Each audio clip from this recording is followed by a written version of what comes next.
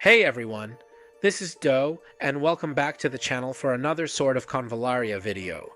I'm excited to have you here today because we've got some huge updates straight from the dev team, and trust me, you don't want to miss this one. Alright, let's get right into it. The dev team recently released their latest letters from the Land of Bliss, and there are some major changes coming that have sparked a lot of conversation. Perhaps the most significant update is the major rework of the Tower of Adversity in the Taiwanese server. For those who've been around for a while, the Tower has been a staple challenge event, providing tough but rewarding battles. But after 18 seasons, it's become clear that the current format just isn't as thrilling or strategic as it once was. Players, especially in the Taiwanese and Chinese communities, have been asking for a more engaging experience, and the devs are listening. So, what's the plan for the Tower of Adversity? Well, after the 18th season wraps up, the devs will put this mode on pause. No more regular updates for the tower until they've reworked it from the ground up.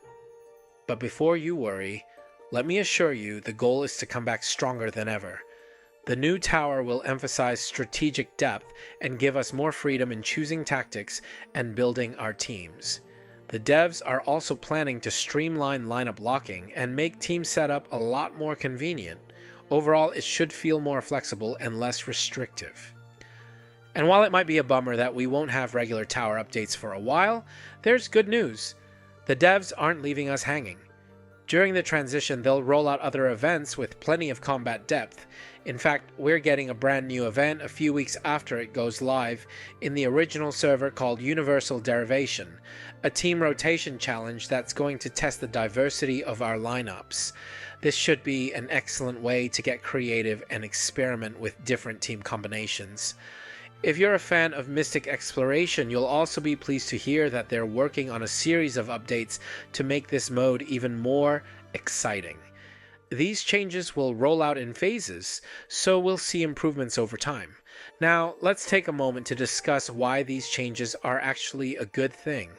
If you've played any of the recent ranked events, you probably noticed that 98% of the top players are just copying each other's teams. Sure, it might be fun for a few seasons, but over 18 seasons, it becomes a grind, just copying the same teams to get max rewards. Where's the fun or the challenge in that? The old format also had this issue where you pretty much had to pull for a new 3-star or 5-star debut unit every 2 weeks to score high, as the entire event was designed around that unit's strengths. This led to a lot of frustration and accusations from the player base, especially in Taiwan and China, that the mode was predatory.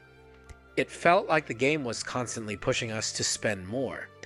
Thankfully, the devs have heard us loud and clear, and these changes are a step toward a more balanced and sustainable experience. For those of us waiting for the Tower of Adversity in our own servers, my guess is that we'll be holding off until the devs finish this revamp. In the meantime, though, we'll still be getting mirrored events like Universal Derivation just a few weeks after they go live in the original servers. It'll keep things fresh while we wait for the new and improved tower. Next up, let's talk about the Cornucopia Pass. This one's really exciting. Starting in November, it's getting a massive upgrade. Instead of earning a Cornucopia weapon at level 25, we'll now receive a Cornucopia Fruit. This new item comes with some fantastic perks. With a Cornucopia Fruit, you'll be able to redeem rewards from the Cornucopia shop. We're talking about picking your own astral equipment, which are those signature weapons we've all been eyeing.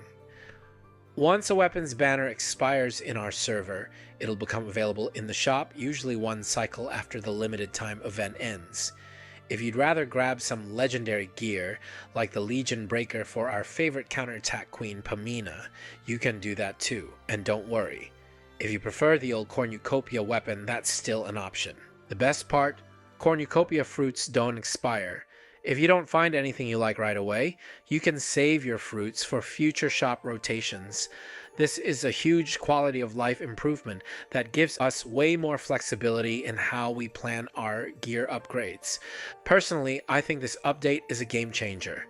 Instead of feeling pressured to immediately spend resources, we can plan out our builds with more freedom.